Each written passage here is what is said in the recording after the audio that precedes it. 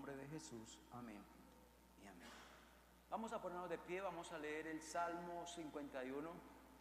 Recuerden que más o menos cada 15 días o cada vez que me toque a mí predicar los miércoles, vamos a estudiar un salmo y ya vamos para el Salmo 51. Vamos a leer los versos del 1 al 19. Dice así la palabra: ten piedad de mí, oh Dios, conforme a tu misericordia, conforme a la multitud de tus piedades, borra mis rebeliones, lávame más y más de mi maldad y límpiame de mi pecado. Porque yo reconozco mis rebeliones y mi pecado está siempre delante de mí. Contra ti solo he pecado y he hecho lo malo delante de tus ojos, para que seas reconocido justo en tu palabra y temido por puro en tu juicio. He aquí en maldad he sido formado y en pecado me concibió mi madre. He aquí tú amas la verdad en lo íntimo y en lo secreto me has hecho comprender sabiduría. Purifícame con hisopo y seré limpio, lávame y seré más blanco que la nieve. Hazme oír gozo y alegría y se recrearán los huesos que has abatido. Esconde tu rostro, Señor, de mis pecados, borra mis maldades, crea en mí, oh Dios, un corazón limpio y renueva un espíritu recto dentro de mí. No me eches delante de ti, ni me quites de mí tu Santo Espíritu. Vuélveme el gozo de tu salvación y espíritu noble me sustente. Entonces enseñaré a los transgresores tus caminos y tus pecadores se convertirán a ti. Líbrame de homicidios, oh Dios, Dios de mi salvación. Cantará mi lengua tu justicia. Señor, abre mis labios y publicará mi boca tu alabanza. Porque no quieres sacrificio que yo lo daría, no quieres holocaustos. Los sacrificios de Dios son el espíritu quebrantado, al corazón contrito y humillado no despreciarás tú, oh Dios. Haz bien con tu benevolencia en Sión, edifica los muros de Jerusalén. Entonces te agradarán los sacrificios de justicia y el holocausto y ofrenda del todo quemada, y entonces ofrecerán becerros sobre su altar. Pueden tomar asiento, hermanos. Les cuento mi experiencia de haber estudiado este salmo para predicarlo hoy. Pues yo en 30 años que llevo como pastor, yo he predicado este salmo varias veces. Pero yo tengo la costumbre de no repetir estudio. Yo trato de que todos los estudios que yo predique sean nuevos, es decir, no recalentados, como dicen por ahí. Y me sorprende de que todos los días el Señor nos habla de una manera diferente, de una manera distinta. Hoy vamos a estudiar solo 4 versículos de este salmo. Son 19 versículos, pero solo vamos a estudiar 4. Pero yo creo que con 4 tenemos. El título de este salmo, si ustedes lo ven ahí en las Biblias, los que tengan su Biblia ahí tienen en el título de este salmo, hay una introducción, ¿cierto? Y en el título dice: al músico principal, salmo de David, cuando después que se llegó a Betsabé, vino a él el profeta Natán. Ya con ese título ya lo dice todo, ¿no? ¿Cuándo fue que se escribió este salmo? Y según el título dice que el salmo se escribió cuando el profeta Natán vino a exhortar ¿a quién? A David por su pecado. David había cometido 2 de los 10 mandamientos. ¿Se acuerdan de los 10 mandamientos o no? Y David había quebrantado 2 de esos 10 mandamientos. Por ejemplo, el mandamiento número 7, no cometerás adulterio. David cometió ese pecado. Y el otro mandamiento que quebrantó el rey David fue el 6º: no matarás. Todos sabemos que David adulteró con Betsabé, ¿cierto que sí?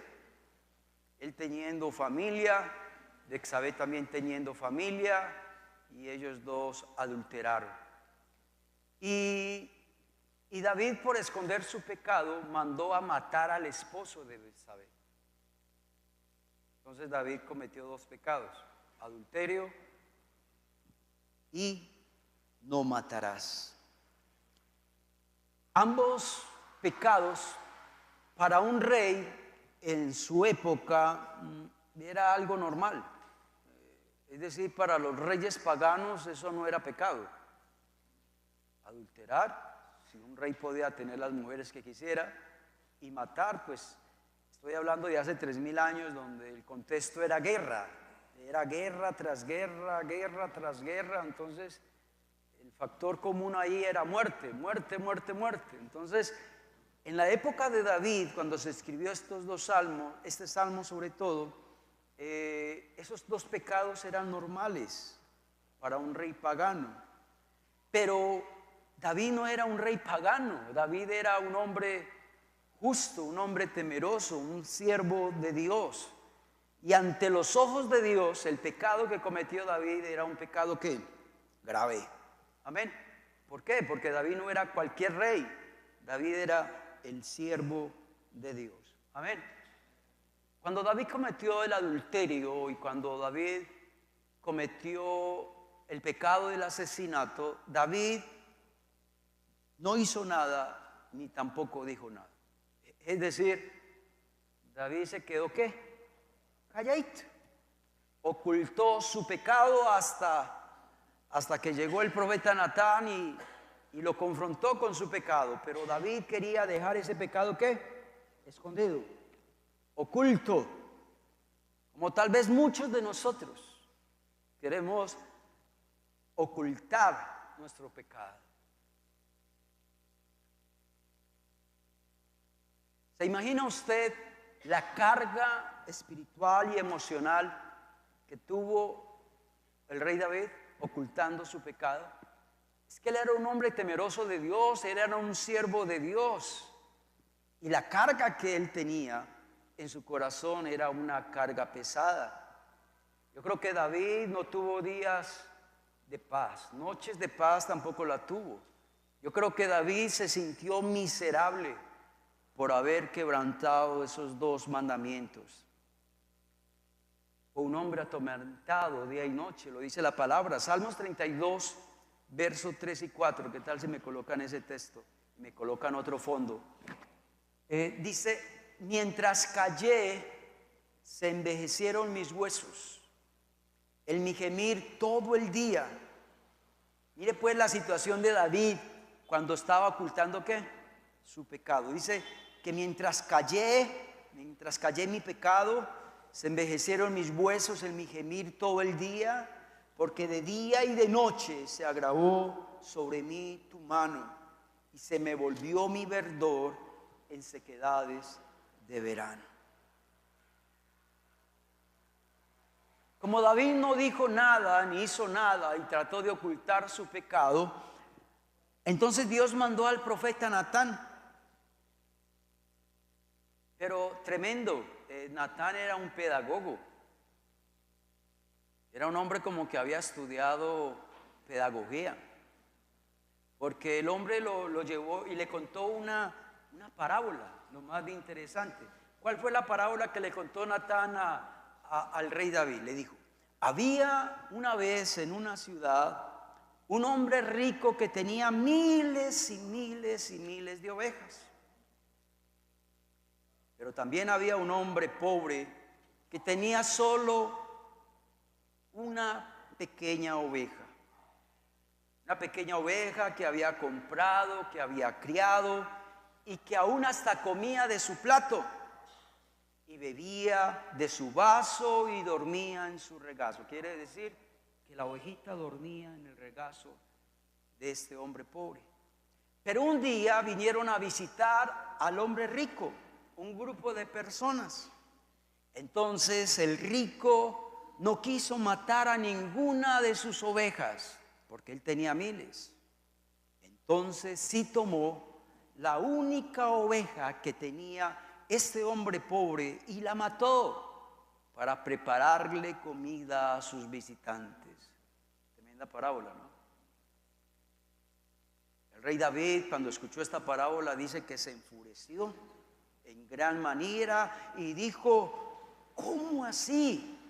Ese hombre que hizo eso merece la muerte. Y le dijo a Natán: dime el nombre de ese hombre, porque ese hombre merece la muerte y tendrá que pagar 4 veces más de lo que vale una oveja. Entonces el profeta Natán le dijo: tú eres ese hombre.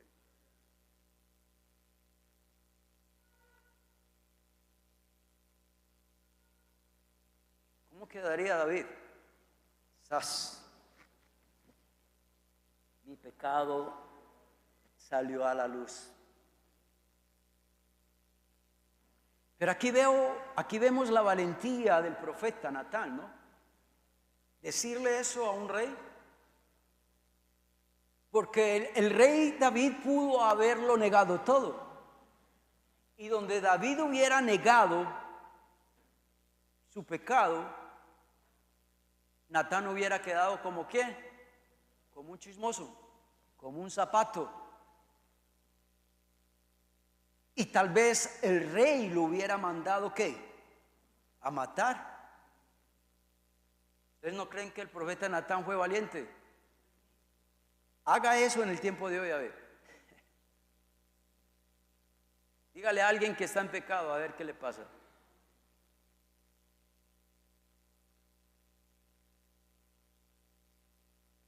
Pero ¿sabe algo?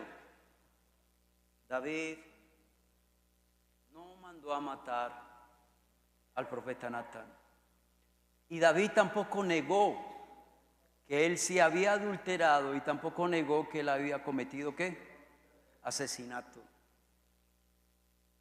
David, cuando se vio confrontado por el profeta Natán, David confesó su pecado. David admitió su pecado. Y por eso escribió el Salmo ¿qué? 51. Tal vez para mí uno de los salmos más importantes de la Biblia es el Salmo 51. ¿Por qué? Porque aquí vemos a un hombre que admite su pecado, un hombre que reconoce su pecado, un hombre que reconoce la gravedad de su pecado, un hombre que se presenta ante Dios para pedirle perdón, para que Dios limpie su maldad. Aquí vemos en el Salmo 51 a un hombre que realmente estaba arrepentido. Les voy a contar algo. En la Biblia no hay un capítulo como este. Salmo 51 es único en la Biblia. Usted nunca va a encontrar en la Biblia otro pasaje donde uno vea que un hombre confiesa su pecado y lo escribe y se humilla.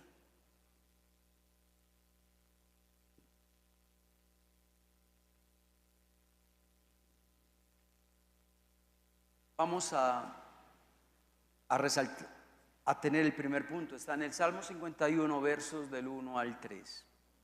Ahí en esos 2 versículos, aunque vamos a leerlos los 3, pero mientras leemos usted se va a dar cuenta que resalté unas palabras, 3 palabras resalté ahí. Dice: ten piedad de mí, oh Dios, conforme a tu misericordia, conforme a la multitud de tus piedades, borra ¿qué?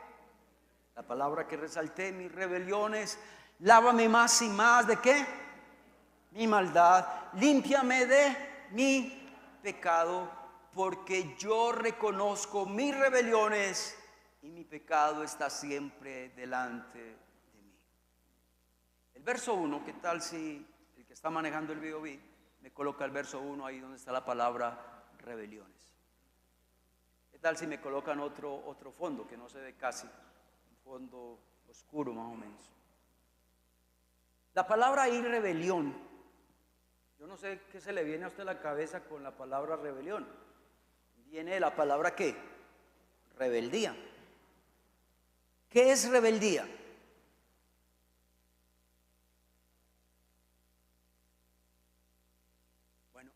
La palabra rebeldía, rebelión ahí en hebreo, significa transgredir.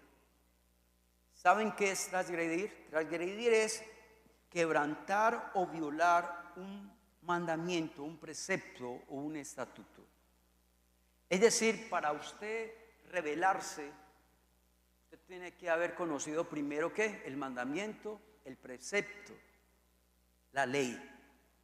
Es como cuando usted se pasa un semáforo en rojo.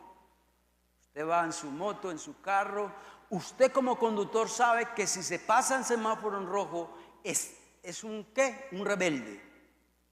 ¿Por qué es rebelde? Porque usted ya conoce la ley, que no se puede pasar ¿qué? En rojo. Y aún así ¿qué? Lo hace. ¿Ya entienden qué es rebeldía, rebelión? Rebelión es transgredir, es quebrantar, violentar un precepto, un mandamiento, una ley. La palabra rebelión es rebelarse, es descarriarse de una manera voluntaria del camino que Dios te mostró. Rebelión es cuando Dios te dice, haz esto, y usted ¿qué? No lo hace. Eso es rebelión. La palabra rebelión es sobrepasar los límites establecidos por Dios. Dios ha colocado ciertos límites en nuestra vida. Dios ha colocado leyes morales y espirituales para que usted y yo no las violemos, para que usted y yo no las quebrantemos. Cuando usted viola y quebranta una ley de Dios, un mandamiento de Dios, usted cometió ¿qué? Una rebelión contra Dios. La otra palabra, John, el verso que sigue, maldad. La palabra maldad en hebreo significa algo completamente ¿qué? Malo. Algo completamente malo. Es algo que no se le puede disculpar. Es algo que usted no puede excusarse porque todo el mundo sabe que eso es ¿qué? Malo. Yo creo que muchos de acá se vieron la Copa América, ¿no? ¿Se acuerdan o no? ¿Se acuerdan de ese partido de Colombia y Uruguay o no? ¡Uf! ¡Qué partido tan emocionante! Yo nunca había estado en un partido así. ¿Y se acuerdan la falta que hizo Daniel Muñoz? El único que dijo que no era justo esa roja era él. Pero todos que vimos el partido sabíamos que ese hombre se merecía ¿qué? La roja, es que le pegó un codazo al otro. Eso es lo que significa maldad. Maldad es algo que es completamente malo, algo que no se puede disculpar, algo que es obvio que es pecado.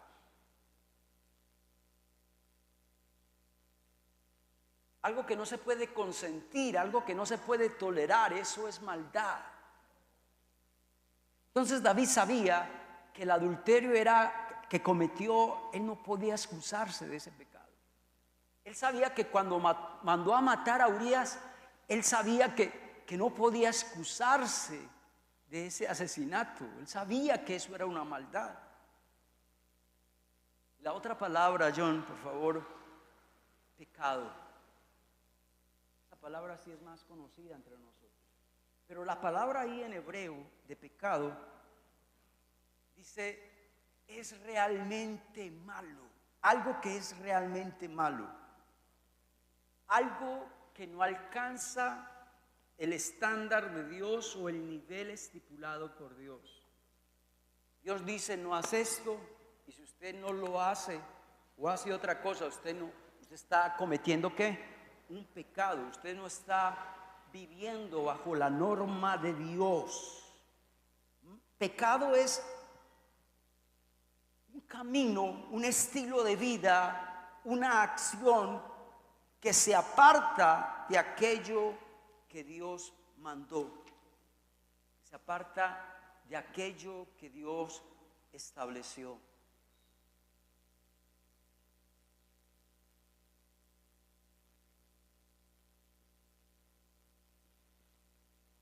Vuelvo y repito. 3 palabras, ¿se acuerdan? Rebelión, maldad y ¿qué? Y pecado. Pero quiero resaltar otra cosa de ahí. Dice, mi rebelión, mi maldad y mi pecado. Siempre antes de esa palabra hay un mí. Nosotros somos muy buenos para ver el pecado al otro. ¿Sí o no? Pero algo que David nos enseña acá es que él está viendo ¿qué? Su pecado. Él está viendo su pecado.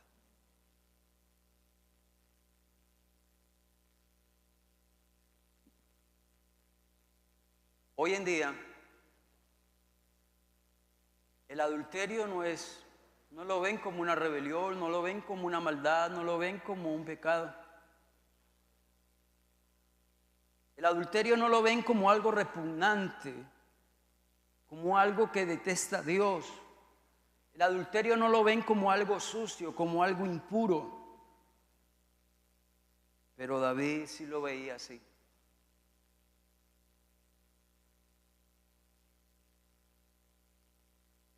David sabía que había actuado mal.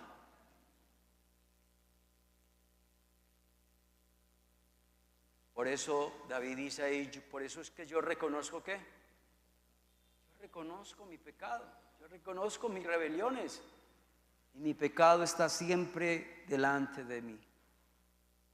Aquí no vemos a un David que se esconde, aquí no vemos a un David que evade, aquí no vemos a un David que se excusa, aquí vemos a un David que reconoce su pecado y se declara ¿qué? Culpable.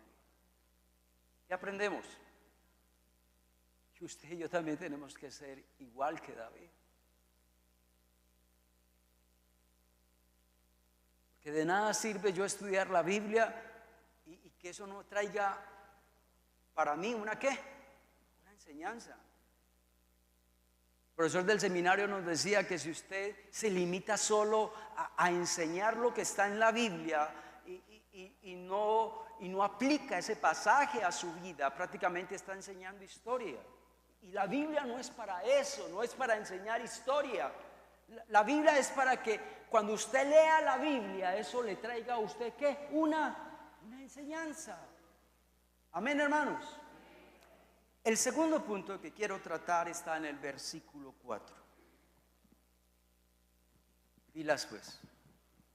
Dice David, contra ti solo he pecado. No falta el que diga, ven este conchudo. No. Él pecó con Betsabé. Él pecó con Urías, y con la mamá de Urías y el papá de Urías, y si ellos tuvieron hijos, entonces también hubiera pecado con los hijos de Urías y de Betsabé. Pero no, este se está lavando las manos, está diciendo de que él solo pecó contra ¿quién? Sí, porque es que así hay hermanos, pero David no lo está haciendo de esa manera. Ahorita les voy a explicar.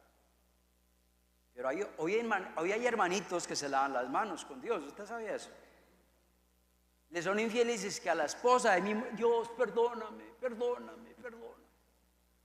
No, vaya, confiese su pecado a su esposa y pídale perdón a su esposa. Usted pecó contra su esposa. Amén. Roban en el trabajo y le dicen a Dios, Dios, perdóname. No. El Señor dice, va donde el patrón, devuelve lo robado. Devuelve lo robado. Somos muy buenos para lavarnos ¿con quién? Con Dios. No, pero aquí David no se está lavando las manos. Aquí hay teología, les voy a decir. Aquí David está diciendo que él pecó contra Dios. Y es verdad, todo pecado que usted y yo realicemos,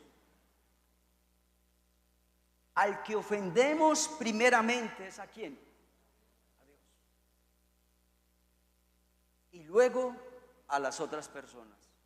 Entonces, tenga eso en cuenta siempre. En teología, eso es una regla en la teología.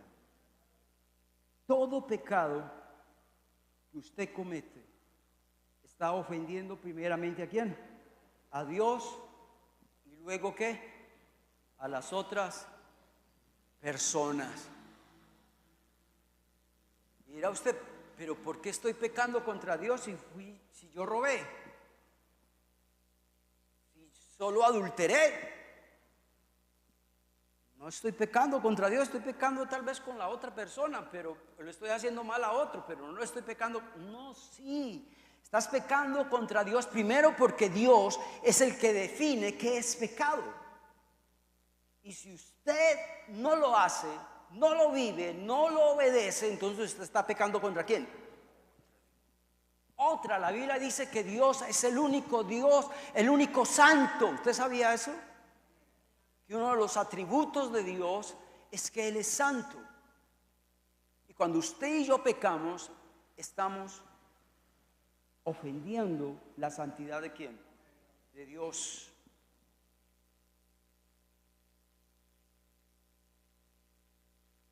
David pecó contra Dios, pero también David pecó contra Betsabé, también pecó contra el niño que murió, porque recuerde que de este adulterio surgió un niño. Ella quedó en embarazo y murió el niño. Entonces David no solo pecó contra Dios, pecó contra Betsabé, pecó contra el niño que murió, pecó contra Urías, pecó contra la familia de Urías. Pero también David pecó contra el pueblo de Dios. ¿Por qué? Porque él era el rey. Y como rey él tenía que dar ejemplo y no lo dio. Segunda de Samuel 12:14 dice, mas, mire pues qué texto tan tremendo este. El Señor le dijo a David por medio del profeta Natán, mas por cuanto con este asunto, es decir, con el adulterio y el asesinato, hiciste blasfemar a los enemigos de Jehová, el hijo que te ha nacido, ciertamente ¿qué? Morirá. ¿Qué está diciendo el texto? Que cuando un cristiano peca, usted no solamente está pecando contra Dios, contra la persona que le hizo el daño, sino que también está pecando contra el pueblo, contra el mal testimonio que estás dando. Porque por culpa tuya, por el mal testimonio tuyo, los enemigos de Dios están blasfemando contra ¿quién? Contra Dios.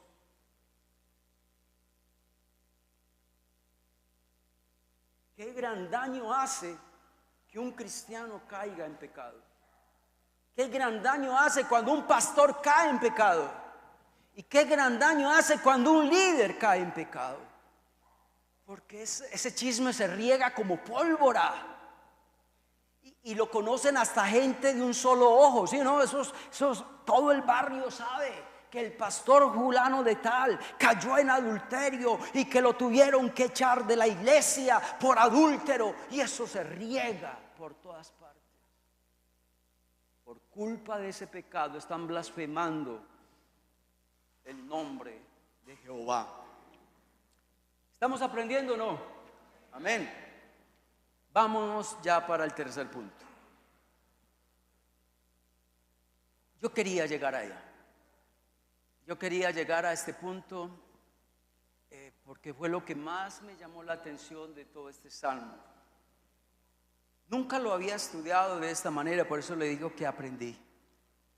Y dice el Salmo 51, 10, dice, crea en mí, oh Dios, un corazón limpio y renueva un espíritu recto dentro de mí. Yo creo que ese texto sobresale de los demás textos.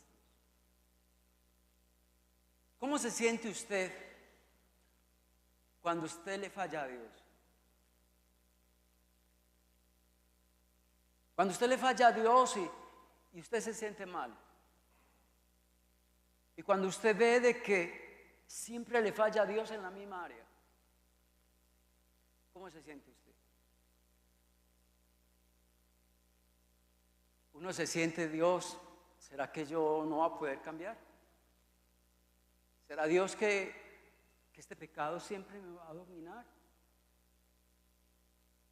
¿Será que no voy a poder dejar el vicio? ¿Será que no podré dejar el alcohol? ¿Será que no podré dejar de adulterar? Y nosotros le rogamos a Dios, Dios, cambia mi corazón, limpia mi corazón, renuévame. No quiero ser igual, quiero un cambio, pero un cambio de verdad en mi vida. Ahí la palabra crear, eso fue lo que más me llamó la atención. La palabra ahí crear en hebreo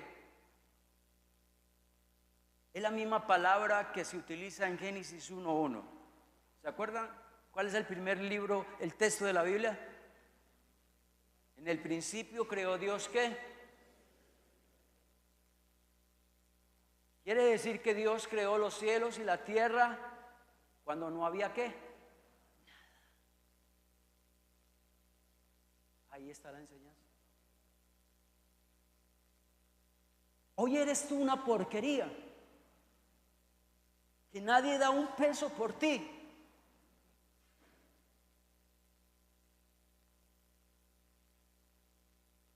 Dios tiene el poder de crear algo de la nada. Amén. Dios tiene el poder de crear algo de la nada. Esto tiene un significado profundo, teológico. Porque el único que crea algo de la nada, le digo quién es Dios.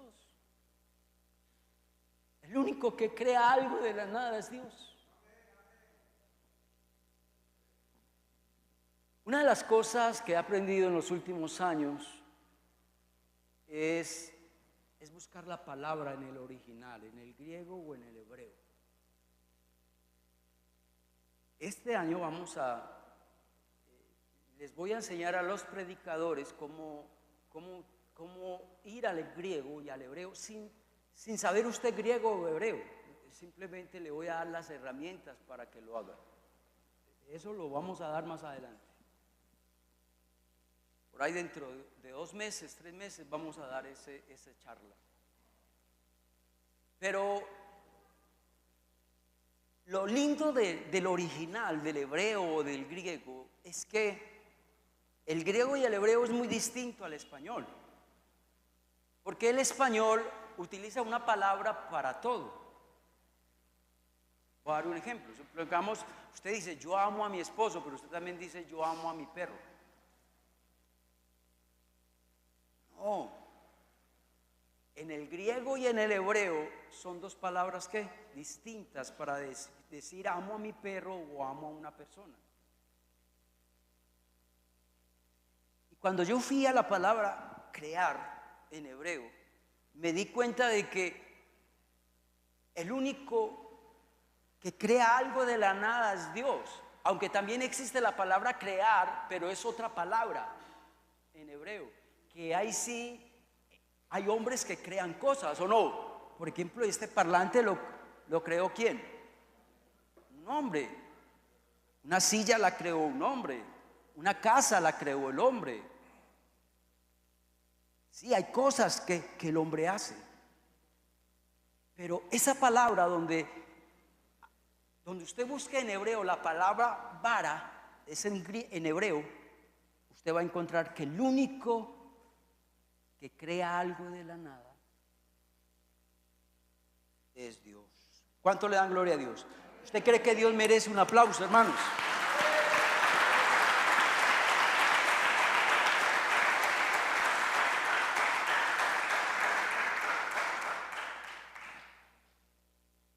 Dejémoslo ahí, en el Salmo 51:10. Bueno, entonces, ¿qué le estaba pidiendo David a Dios? ¿Qué le estaba pidiendo David a Dios? Señor, quiero tener un corazón, ¿qué? Limpio. Pero también quiero tener un corazón, ¿qué? Nuevo. Quiero tener un corazón, ¿qué? renovado. David le estaba pidiendo a Dios: Dios, quiero que hagas, que trasplantes un corazón nuevo. Eso es lo que le estaba pidiendo David a Dios. Dios, haz un trasplante de corazón, porque el corazón que tengo es un corazón malo, sucio, repugnante. Pero quiero que hagas un trasplante de corazón, que cambies mi corazón, que creas algo nuevo en mi corazón.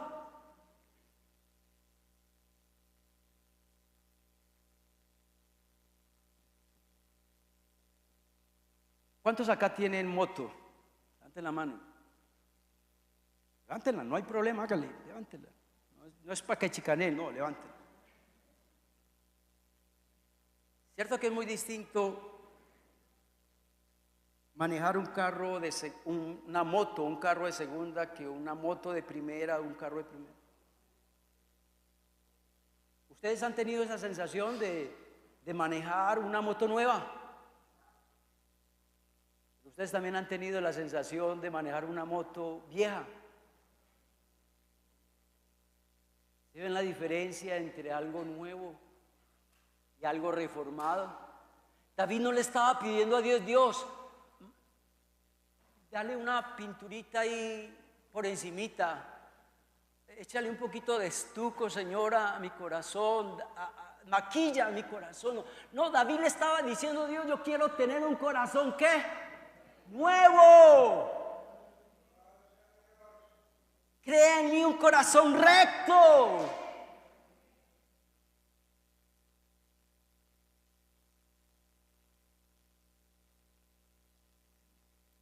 ¿Será que Dios puede hacerlo? Para Dios no hay nada imposible.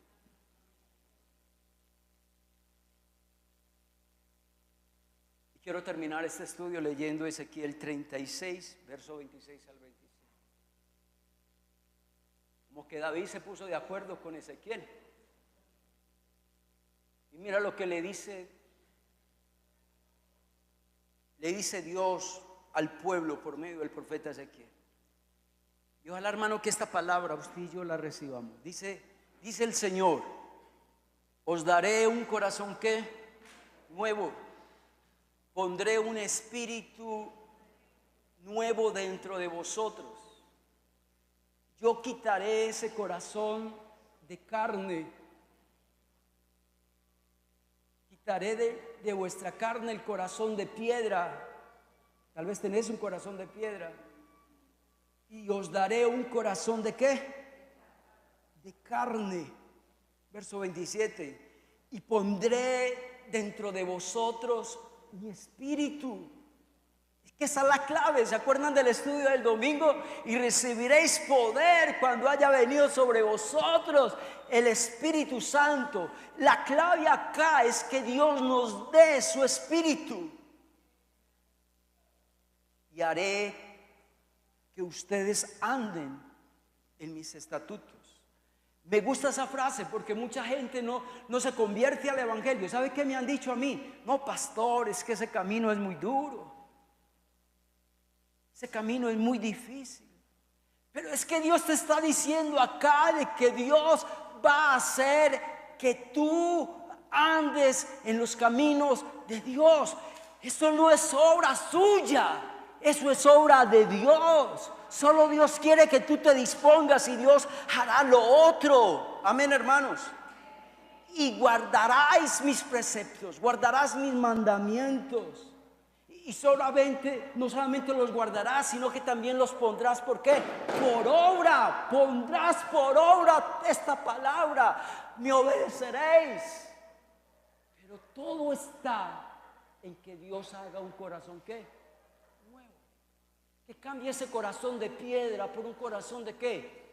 De carne. Vamos a ponernos de pie, hermanos. Dios, gracias por tu palabra. Gracias porque me gocé estudiando esta palabra y también lo disfruté predicando esta palabra. Dios, Yo sé, oh Dios, que cuando tú hablas no es en vano. Yo estoy muy convencido de lo que dice el profeta Isaías 55. Que la palabra de Dios no volverá a Dios vacía hasta que no cumpla el propósito por el cual fue enviada. Aquí nadie vino amarrado, aquí nadie vino obligado. Y Dios te colocó ese querer como el hacer de venir hoy. Porque Dios quería hablarte. Dios quería hablarme a mí. Dale gracias a Dios. Porque hemos escuchado la voz de Dios en esta noche. Ahí donde estás, vamos a escuchar una canción. Quiero que la escuchemos y si tú te la sabes, qué bueno que la cantes a Dios con todo el corazón.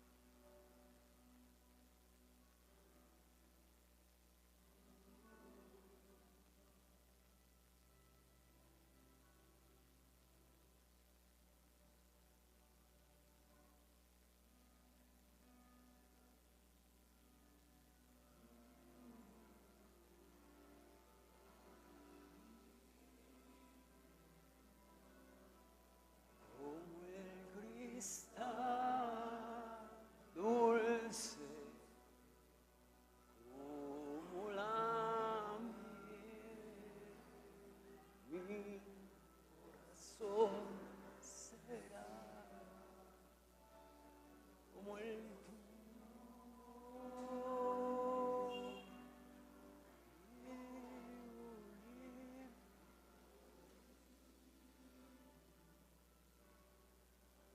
como el cristal dulce, como la miel, mi corazón será como el tuyo.